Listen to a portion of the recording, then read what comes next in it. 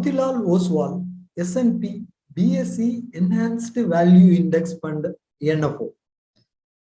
இந்த NFO உங்களுடைய போர்ட்ஃபோலியோல என்ன மாதிரியான ரிட்டர்னை ஆட் பண்றதுக்கு வாய்ப்பு இருக்கு, என்ன மாதிரியான ரிஸ்கை ஆட் பண்றதுக்கு வாய்ப்பு இருக்கு, இதை நம்ம அடிக்கடி அனலைஸ் பண்ணலாமா? ஹாய், நான் ராமலிங்கம், சர்டிஃபைடு ஃபினான்ஷியல் பிளானர். தனி முதலீட்டாளர்களை நல்ல முதலீட்டு முடிவுகளை எடுக்க வச்சு அவங்களுடைய நிதி இலக்குகளை விரைவாக அடைய வைக்கிறது தான் எங்க ஹோலிஸ்டிக் இன்வெஸ்ட்மெண்ட்.inோட நோக்கம். ஃபர்ஸ்ட் நம்ம இந்த NFO பத்தின சில பேசிக்கான ஃபியூச்சர்ஸ் தெரிஞ்சுக்கலாம். அதுக்கப்புறமா இந்த S&P BSE enhanced value index பத்தி நம்ம தெரிஞ்சுக்கலாம். அதுக்கப்புறமா நம்ம இந்த NFOவோட ப்ரோஸ் அண்ட் கான்ஸ் என்ன அப்படின்றத அனலைஸ் பண்ணலாம். இந்த NFO 5th ஆகஸ்ட் 2022 வரைக்கும் ஓப்பன்ல இருக்கு. இது ஒரு open ended equity fund type. இது இண்டெக்ஸ் ஃபண்ட் கேட்டகரியில வருது. இதோட benchmark index BSE enhanced value index. Minimum investment just 500 rupees தான். என்ட்ரி லோடு இல்லை. 15 டேஸ்க்குள்ள வித்ட்ரா பண்ணா மட்டும் எக்ஸிட் லோடு இருக்கு. அதுக்கப்புறம் வித்ட்ரா பண்ணா எக்ஸிட் லோடு கிடையாது. இந்த ஃபண்டோட அப்ஜெக்டிவ் ரொம்ப சிம்பிள். BSE என்ஹான்ஸ்டு வேல்யூ இண்டெக்ஸ்ல என்ன ஸ்டாக்ஸ்லாம் இருக்கோ அதே செட் ஆஃப் ஸ்டாக்ஸை அதே செட் ஆஃப் ப்ரொபோர்ஷன்ல வாங்குறது தான் இந்த இண்டெக்ஸ் ஃபண்டோட அப்ஜெக்டிவ். சிம்பிளா சொல்லணும் அப்படின்னா BSE என்ஹான்ஸ்டு வேல்யூ இண்டெக்ஸை அப்படியே கட் காப்பி பேஸ்ட் பண்ண போறாரு இந்த ஃபண்ட் மேனேஜர். அவ்வளவுதான். அவர் எதுவும் இன்டெப்த் அனாலிசிஸ் பண்ண போறது இல்லை. இந்த இண்டெக்ஸை ரிப்ளிகேட் பண்ண போறாரு, மிமிக் பண்ண போறாரு. அப்படி பண்ணும்போது tracking error and expense ratio இருக்கு. அதை தவிர்த்து எக்ஸாக்டா இண்டெக்ஸ் அப்படியே ரிப்ளிகேட் பண்ணி இண்டெக்ஸ் என்ன ரிட்டர்ன்ஸ் கொடுக்குதோ ஆல்மோஸ்ட் சேம் ரிட்டர்னை கொடுக்க முடியும் அவரால். இந்த ஃபண்டுக்கு ட்ராக் ரெக்கார்டு இல்லை, போர்ட்ஃபோலியோ இல்லை. பட் ஆனால் இது ஒரு இண்டெக்ஸ் ஃபண்ட் அப்படின்றதுனால அதோட அந்த இண்டெக்ஸை பத்தி நம்ம தெரிஞ்சுக்கிட்டு இண்டெக்ஸ்ல என்ன போர்ட்ஃபோலியோ இருக்கு, இண்டெக்ஸ் பாஸ்ட்ல என்ன ரிட்டர்ன்ஸ் கொடுத்துருக்கு அப்படின்றத அனலைஸ் பண்ணா நமக்கு ஒரு ஐடியா கிடைச்சிடும். இந்த BSE enhanced value index fund அப்படின்றது S&P BSE large mid cap இண்டெக்ஸ்ல இருக்கக்கூடிய ஸ்டாக்ஸ் யூனிவர்ஸ் ஃபுல்லா எடுத்துட்டு அதுல இருந்து டாப் 30 கம்பெனிஸை ஒரு வேல்யூ ஸ்கோர் பேஸ் பண்ணி சூஸ் பண்றாங்க. BSE large mid cap index யூனிவர்ஸ்ல இருக்கக்கூடிய எல்லா ஸ்டாக்ஸ்ல இருக்கும் டாப் 30 ஸ்டாக்ஸை சில வேல்யூ ஸ்கோர் அடிப்படையில சூஸ் பண்றாங்க. அது என்ன வேல்யூ ஸ்கோர் அப்படின்னு கேட்டீங்கன்னா PB ratio, PE ratio, PS ratio, இந்த மூணையும் இம்பார்ட்டன்ஸா எடுத்துக்கிட்டு இதன் அடிப்படையில ஈக்குவல் வெயிட்டேஜ் கொடுத்து இதுல எது டாப் 30 இருக்காங்க அப்படின்றத பார்த்து சூஸ் பண்றோம். இப்படி பண்ணும்போது வேல்யூ ஸ்டாக்ஸை ஓரளவு ஐடென்டிஃபை பண்றதுக்கு வாய்ப்பு இருக்கு. ஸோ இதன் அடிப்படையில டாப் 30 கம்பெனிஸை வச்சு கிரியேட் பண்ணதுதான் இந்த இண்டெக்ஸ். இதுல என்ன வெயிட்டேஜ் கொடுக்குறாங்க அப்படின்றதுக்கு வந்து பாத்தீங்கன்னா ஈக்குவல் வெயிட்டட் வந்து இருக்கும். தென் ஸ்டாக் வெயிட் கேப் வந்து 5% மேல போகாதபடி பார்த்துப்பாங்க. செக்டார் வெயிட் வந்து 30% மேல போகாதபடி பார்த்துப்பாங்க. ஓகேங்களா? இதுதான் S&P BSE enhanced value index. Enhanced value index அப்படின்றது ஃபேக்டர் பேஸ்ட் இண்டெக்ஸிங் அடிப்படையில வருது. அதாவது ஒரு பர்டிகுலர் ஃபேக்டரை எடுத்துக்கலாம். அது குவாலிட்டின்ற ஃபேக்டரா இருக்கலாம், அல்லது வேல்யூன்ற ஃபேக்டரா இருக்கலாம், என்ஹான்ஸ்டு வேல்யூன்ற ஃபேக்டரா இருக்கலாம், அல்லது மொமெண்டம்ன்ற ஃபேக்டரா இருக்கலாம். இந்த மாதிரி ஒரு ஃபேக்டரை எடுத்துக்கிட்டு அந்த ஃபேக்டர் பேஸ் பண்ணி ஸ்டாக்ஸை ப்ரீடிஃபைன்டு அப்சர்வபிள் டேட்டா மூலமா சூஸ் பண்றது. ஹியூமன் இன்டர்வென்ஷன் இல்லாம ஆட்டோமேட்டிக்கா அப்சர்வபிள் டேட்டா மூலமா சூஸ் பண்றது. இதுதான் ஃபேக்டர் பேஸ்ட் இன்வெஸ்டிங். இந்த ஃபேக்டர் பேஸ்ட் இன்வெஸ்டிங் இந்த S&P BSE என்ஹான்ஸ்டு வேல்யூ இண்டெக்ஸ்ல அப்ளிகபிளா இருக்கு.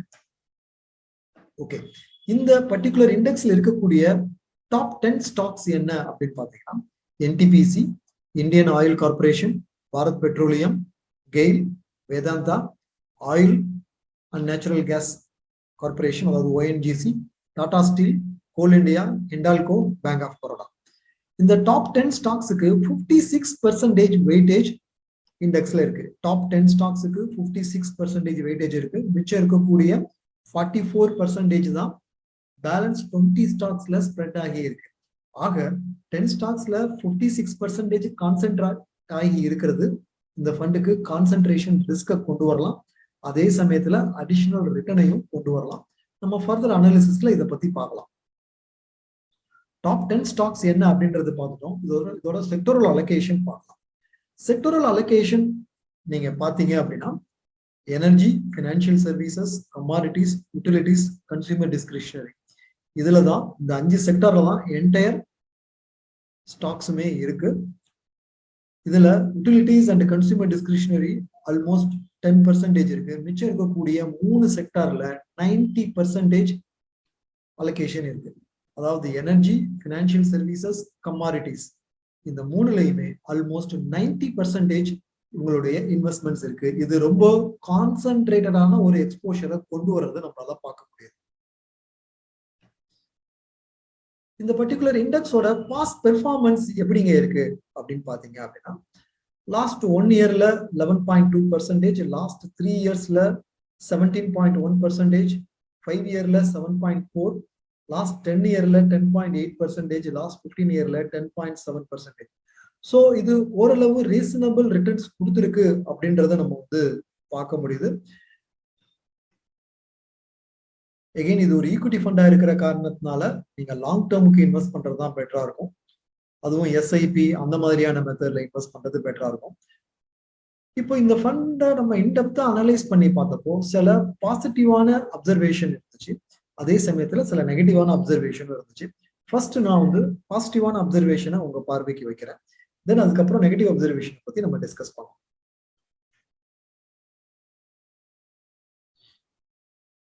வேல்யூ அப்படின்ற பிலாசபி எடுத்துட்டு பாத்தீங்க அப்படின்னா, வேர் மார்க்கெட்ல இருந்து மார்க்கெட் ரெக்கவர் ஆகிற பேஸ்ல ரொம்ப நல்லாவே வந்து பெர்ஃபார்ம் பண்ணும். ஸோ அந்த பேர் மார்க்கெட்ல இருந்து ரெக்கவர் ஆகிற டைம் ஃப்ரேம்ல நல்லா பெர்ஃபார்ம் பண்றதுக்கு இந்த ஃபண்ட்ல ஸ்கோப் இருக்கு. ஒரு ஆக்டிவ்லி மேனேஜ்டு ஃபண்ட்ல ஃபண்ட் மேனேஜர் இன்டெப்தா அனாலிசிஸ் பண்ணுவாரு. ஸோ ஃபண்ட் மேனேஜ்மெண்ட் எக்ஸ்பென்சஸ் அதிகமா இருக்கும். இந்த ஃபண்ட் அப்படி எதுவுமே அனாலிசிஸ் பண்ண போறது இல்லைன்ற காரணத்தினால, சிம்பிளா இண்டெக்ஸை கட் காப்பி பேஸ்ட் பண்ண போற காரணத்தினால எக்ஸ்பென்ஸ் ரேஷியோ ரொம்ப குறைவாகவே இருக்கும். So low expense ratio post expense ரிட்டர்னை இன்க்ரீஸ் பண்ணும் அப்படின்றத நம்ம பார்க்கலாம். தென் ஹியூமன் இன்டர்வென்ஷன் இல்லாம சிஸ்டமேட்டிக்கா வேல்யூ ஸ்டாக்ஸை ஆட் பண்றதும், வேல்யூ ஸ்டாக்ஸ் கேட்டகரியில இல்லாம இருக்கக்கூடிய ஒரு ஸ்டாக் நான் பெர்ஃபார்மிங் ஸ்டாக்கா இருக்கக்கூடியதை இண்டெக்ஸ்ல இருந்து ரிமூவ் பண்றதும் இந்த பர்டிகுலர் ஃபண்ட்ல பாசிபிள். இந்த ஃபண்ட்ல ஃபண்ட் மேனேஜர் பயாஸ் அப்படின்றது இருக்காது. ஃபண்ட் மேனேஜர் பயாஸ் அப்படின்னா ஸ்டாக் செலெக்ஷன் ரிஸ்க் அப்படின்னு சொல்லுவோம். ஒரு ஃபண்ட் மேனேஜர் இண்டெக்ஸ்ல இருந்து பெஸ்ட் ஸ்டாக்ஸை அவர் அனலைஸ் பண்ணி சூஸ் பண்ணும்போது, ஒருவேளை அந்த அனாலிசிஸ் தப்பா இருக்கும் பட்சத்துல அவர் இண்டெக்ஸை விட குறைவா பெர்ஃபார்ம் பண்ணுவார்.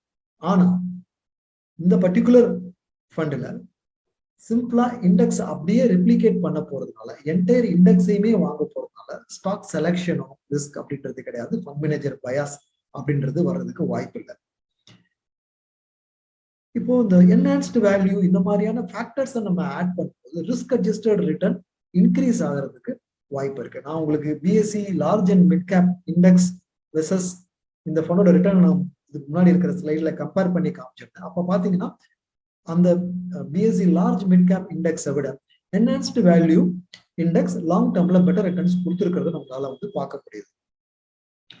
ஸோ மார்க்கெட் ரெக்கவரியில இருந்து நம்ம போர்ட்ஃபோலியோ பெட்டர் ரிட்டர்ன் கொண்டு வர்றதுக்கு இந்த ஃபண்ட் வந்து ஒரு நல்ல வாய்ப்பா வந்து இருக்கும். இந்த ஃபண்ட்ல இருக்கக்கூடிய ஓவராலா பாசிட்டிவ் அப்சர்வேஷன் என்ன அப்படின்றத நம்ம டீடைல்டா பார்த்துட்டோம். அடுத்து இந்த ஃபண்ட்ல இருக்கக்கூடிய நெகட்டிவ் அப்சர்வேஷன்ஸ் என்னென்ன அப்படின்றத நம்ம பார்க்கலாமா? இந்த ஃபண்ட் ஒரு ஈக்விட்டி ஃபண்டா இருக்கிற காரணத்தினால ஷார்ட் டேர்ம் இன்வெஸ்டருக்கு சூட்டபிளா இருக்காது. நீங்க ஷார்ட் டேர்ம் கோல்ஸுக்காகவும் ஷார்ட் டேர்ம் மணி வச்சிருக்கீங்க அப்படின்னாலும் இந்த ஃபண்ட்ல இன்வெஸ்ட் பண்றதை நீங்க அவாய்ட் பண்ணலாம். தென் உங்களோட கோர் போர்ட்ஃபோலியோவுக்கு இந்த ஃபண்ட் சூட்டபிளா இருக்காது. கோர் போர்ட்ஃபோலியோவுக்கு பிராட் பேஸ்டான இண்டெக்ஸ், வெல் டைவர்சிஃபைடு இண்டெக்ஸ் சூட்டபிளா இருக்கும். ஒரு 3 செக்டார்ல 4 செக்டார்ல இன்வெஸ்ட் பண்ணக்கூடிய கான்சன்ட்ரேட்டட் போர்ட்ஃபோலியோ சூட்டபிளா இருக்காது. இது ஒரு இண்டெக்ஸ் ஃபண்டா இருக்கிற காரணத்தினால இண்டெக்ஸை விட அதிகமான ரிட்டர்ன் கொடுக்கறதுக்கு வாய்ப்பு இல்லை. ஒரு ஆக்டிவ்லி மேனேஜ்டு ஃபண்ட் வந்து இண்டெக்ஸ்ல இருந்து பெஸ்ட் ஸ்டாக்ஸ் சூஸ் பண்ணி இன்வெஸ்ட் பண்றதுனால அவங்களால இண்டெக்ஸை விட பீட் பண்ணக்கூடிய ரிட்டர்னை கொடுக்க முடியும். இந்த இண்டெக்ஸ் ஃபண்ட் இண்டெக்ஸை விட ஓரளவு குறைவான ரிட்டர்ன் கொடுக்கறதுக்கு வாய்ப்பு இருக்கு. ஏன் அப்படின்னா ஃபண்ட்ல இருக்கக்கூடிய tracking error and expense ratio. இதனால இண்டெக்ஸை விட குறைவான ரிட்டர்ன் பெரும்பாலும் கொடுக்கும். டைனமிக் மேனேஜ்மெண்ட் அப்படின்றது பாசிபிலிட்டிஸ் இல்லை.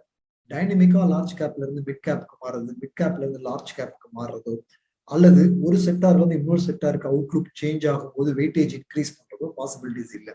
ஏன்னா இண்டெக்ஸ்ல என்ன வெயிட்டேஜ் கொடுத்துருக்காங்களோ சேம் வெயிட்டேஜ் தான் இந்த ஃபண்ட் கொடுத்தாலும் அதை மாற்ற முடியாது. தென் அதுல இருக்கக்கூடிய ஸ்டாக்ஸ் வேல்யூ ஸ்டாக்ஸா இருக்கிற காரணத்தினால வேல்யூ அன்லாக் ஆகிறதுக்கு அதிகமான டைம் ஆகலாம்.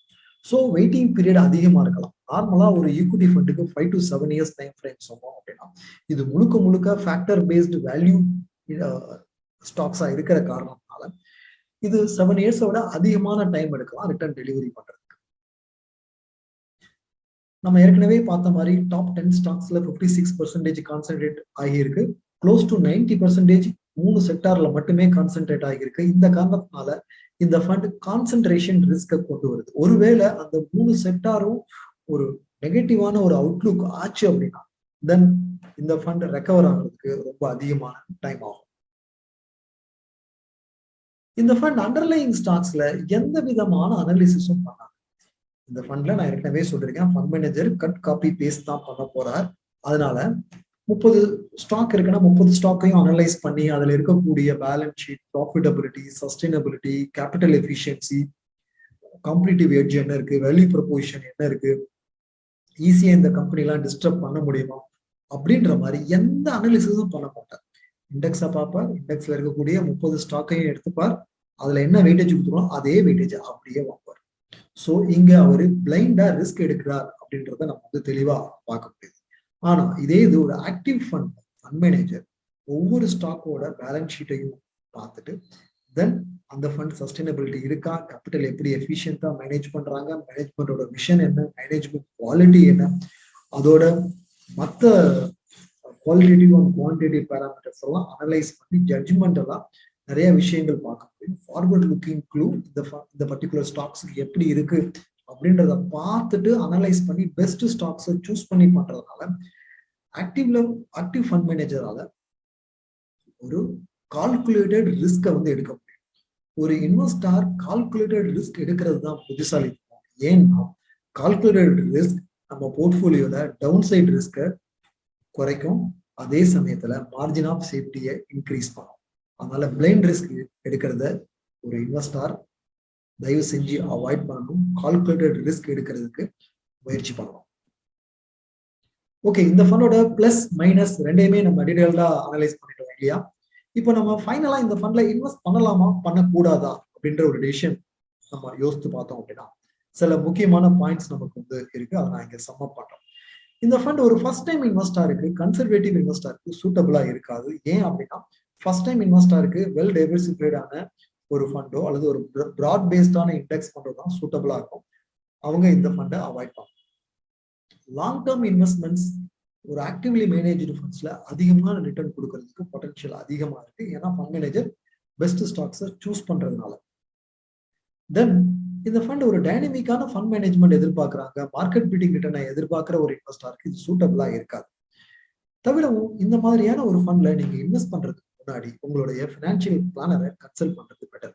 ஏன் அப்படின்னா உங்க ஃபினான்ஷியல் பிளானர் அவருக்கு தான் வந்து உங்களோட என்டையர் ஃபினான்ஷியல் ரோட் மேப் தெரியும். உங்க ஃபினான்ஷியல் ரோட் மேப் அதுல என்னென்ன மைல் ஸ்டோன்ஸ் இருக்கு அதெல்லாம் அச்சீவ் பண்றதுக்கு இந்த ஃபண்ட் உங்களுக்கு சூட்டபிளா இருக்குமா இல்லையா, உங்களோட இன்வெஸ்ட்மெண்ட் அப்ஜெக்டிவ்க்கு இந்த ஃபண்ட் சூட்டபிளா இருக்குமா இல்லையா அப்படின்றத ஃபர்ஸ்ட் பார்ப்பார். தென் உங்க ரிஸ்க் அப்பிடைட்டுக்கு இந்த ஃபண்ட் சூட்டபிளா இருக்கா இல்லையா அப்படின்றத பார்ப்பார். மூணாவது ஒரு முக்கியமான விஷயம் ஃபினான்ஷியல் பிளானர் பண்றது என்ன அப்படின்னா ஓவர்லேப் ரேஷியோ.